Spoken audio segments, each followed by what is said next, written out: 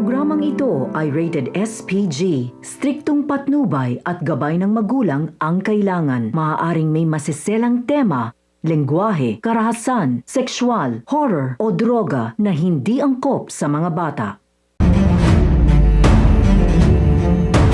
Isang mapagpalang araw mga kapamilya, narito ang mga pinakamainit na tagpo sa Blood vs. Duty. Pero bago ang lahat, kung bago ka pa lamang sa akin channel, huwag kalimutang mag-like, mag-share at mag-subscribe para lagi kang updated sa mga bagong recaps na aking i-upload.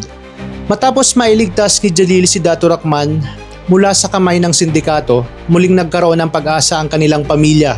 Habang humihingi tawad si Osman kay Marcos dahil hindi nila naprotektahan si Dato Rachman, sinabi naman ni Marcos na wala na silang magagawa dahil natuntunan ng mga kalaban ang kanilang safe house.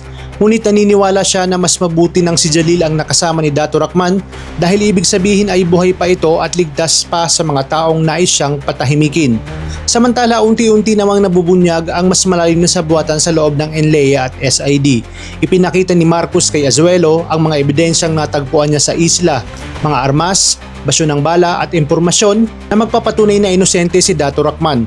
Ito lumalabas na may makapangyarihang tao sa loob mismo ng ahensya na siyang nagplano upang idein ito at pagtakpan ang operasyon ng sindikato. Dahil dito, matapang na ipinatawag ni Azuelo ang lahat ng matataas na opisyal upang harapin ang katotohanan.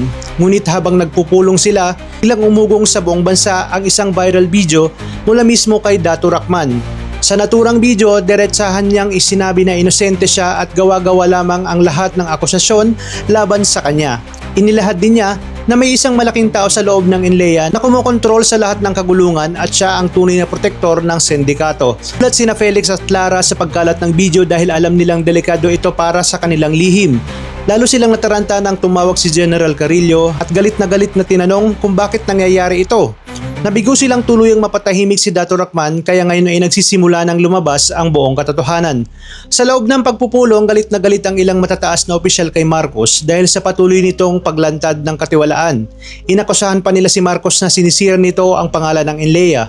Ngunit sa likod ng kanilang galit, alam ni Marcos na takot lamang silang hindi mabunyag dahil sila mismo ang mga sangkot sa sindikato. Kabila ng lahat, naging buo ang desisyon ni Azuelo. Kahit malapit na siyang magretiro, hindi niya hahayaang manatiling bulok ang sistema ng NLEA at SID.